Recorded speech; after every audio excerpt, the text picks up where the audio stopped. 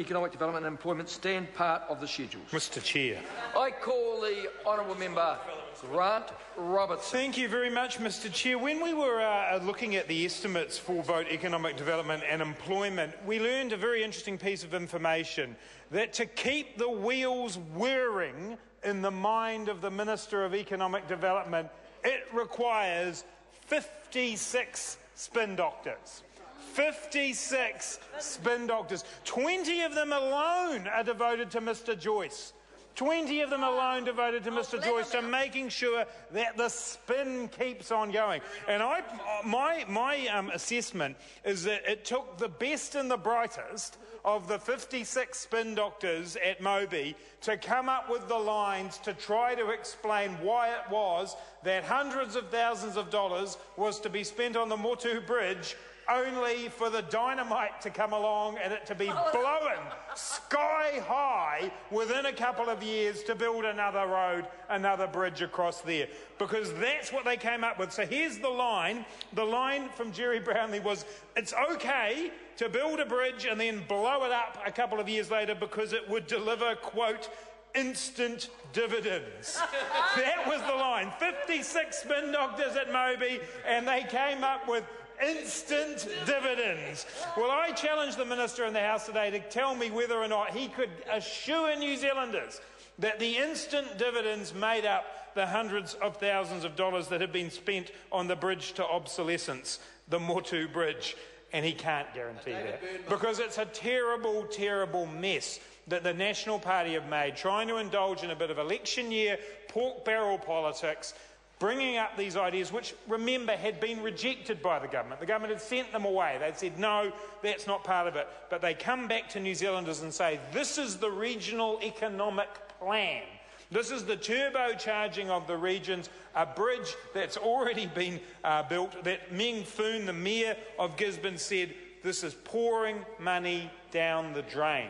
Stephen Joyce challenged me on that quote today. It's right there in black and white from Meng Foon, pouring money down the drain. And bear in mind, this is the hallmark of this government's approach to regional economic development. This decision about a bridge to be blown up and replaced by another bridge came in the middle of a consultation process between NZTA and the Gisborne District Council about what were the important roading developments for economic development. What's the point, Minister, of consulting with a region about their economic development when you come to your National Party conference and you just make the announcement anyway? That is the hallmark of this national government when it comes to regional economic development. Arrogant and out of touch. Not actually engaging with the regions, wandering around claiming that there are silver bullets for the economy and oil and gas. That'll be the answer. Everyone get on board, every region, doesn't matter if it doesn't suit you. That's not an approach to regional economic development that's going to work.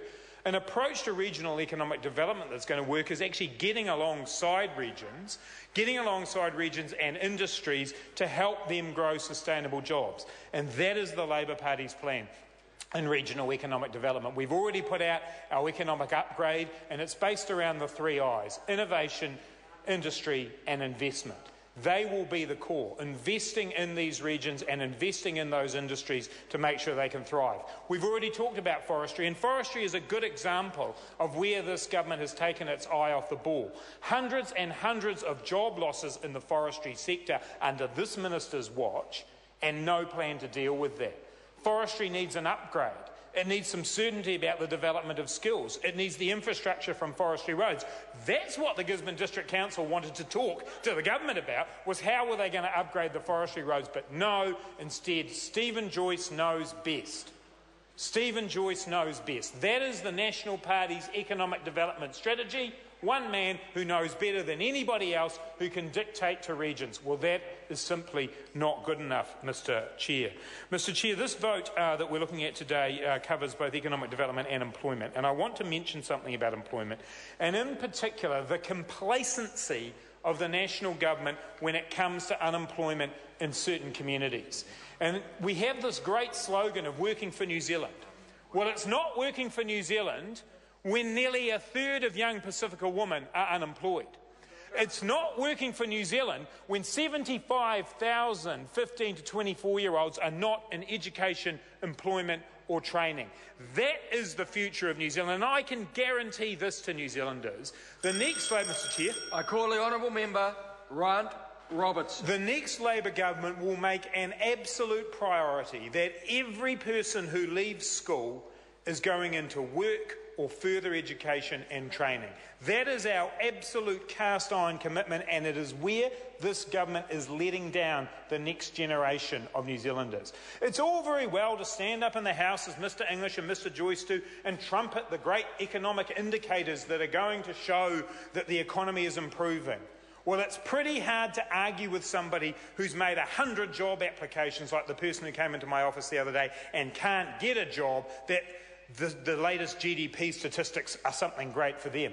It's quite hard to argue with a family that's struggling to pay its bills that there's a new economic indicator that's going to be good for them. A new economic indicator won't pay a new car bill when it comes in and you haven't got the money to pay the mechanic. That is the reality for many New Zealanders, that they are struggling to make ends meet. Wages are not keeping up with their increasing cost of living, whatever statistics the Minister might want to throw around. And when we look at those communities, Pacifica, Māori, young people and certain regions of New Zealand, this government is not working for them. This national government is working for its mates, and it's focused on the economic indicators and not the outcomes in the regions, not the outcomes for young people across New Zealand. The Labour Party will have a comprehensive plan that we will be taking to the people of New Zealand to ensure that every young person gets those opportunities and that we encourage development in our regions. I want to pay tribute to my colleague, Dr David Clark, the MP for Dunedin North, for the campaign that he has run around Invermay, because that sums up a major issue for this government. Because they stand by, they wash their hands of the problems that are happening in the regions.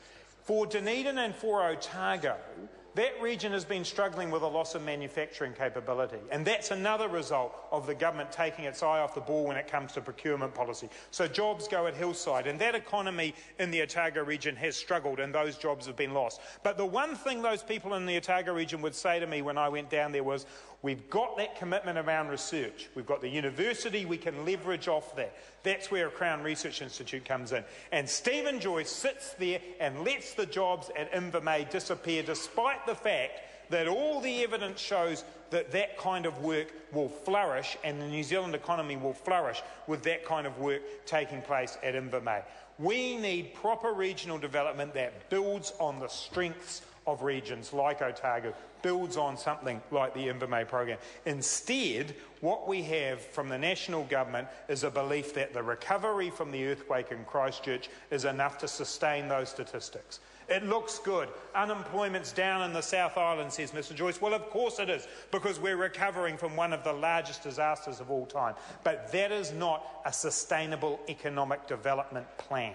A sustainable economic development plan should be about creating good and decent jobs right across New Zealand by working with industries like forestry, like manufacturing, like ICT to help create those jobs. The government must be a partner in that, not a bystander, not sitting there coming up with silly pork barrel politics 3 months out from an election to try and make themselves feel better.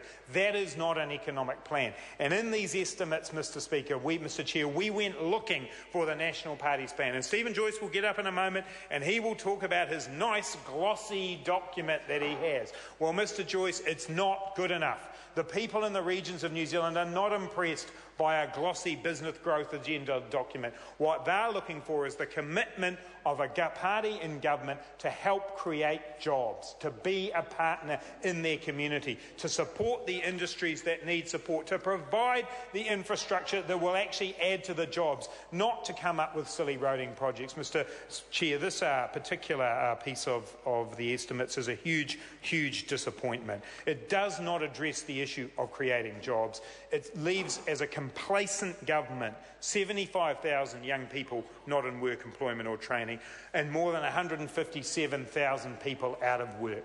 New Zealand needs a policy and a government with a policy for full employment, and that is the Labour Party's policy. John Key thinks it's too difficult to get to. He says, 4%, we'll have to wait for that further down the track. That's not good enough. If New Zealanders can work, they should be able to work. We need to ensure that we're providing the skills and the training to give people the opportunity to take up jobs in the new economy. We have not seen that from this government. We will see that from a Labour government. Mr Chair. The Honourable Stephen Joyce. Mr Chair, with the greatest respect to Mr Robertson, his arguments are as always a mile wide and an inch deep. Actually doesn't do any work